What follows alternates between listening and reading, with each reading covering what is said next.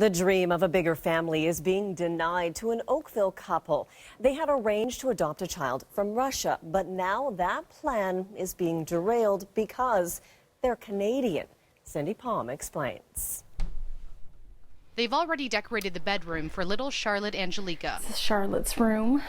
But for now, these pictures are the closest the Oakville couple will get to her. Yeah. She has like this really cute raspy laugh. Sherry and Derek Wilson already have an adopted son from Russia, and they were in the final stages of bringing home a little sister for Adam. They've already gone to Russia to get to know her.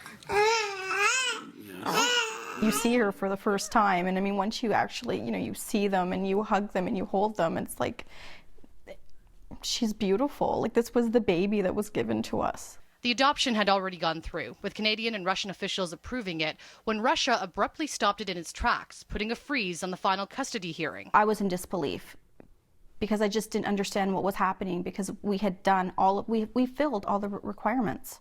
The Wilson family didn't think they'd be affected by Russia's move last summer to ban international adoptions by same-sex couples and single parents. But Russia's Supreme Court issued an internal memo in August, which appears to prohibit Russian children from being adopted in countries where same-sex marriage is legal.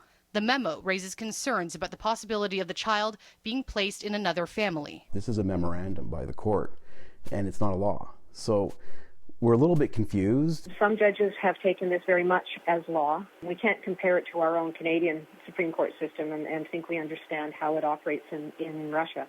It seems to come down to whether a country does have a bilateral agreement with Russia or not. But that is the key, to have that agreement. Canada's immigration minister stated this week, quote, "The government of Canada has raised concerns with the Russian authorities, and we continue to seek clarification and answers about the impact of this new directive for Canadians seeking to adopt children in Russia." This is our baby, and no matter what happens, I'm always going to have a spot in my heart for her, and we're always going to consider her our baby.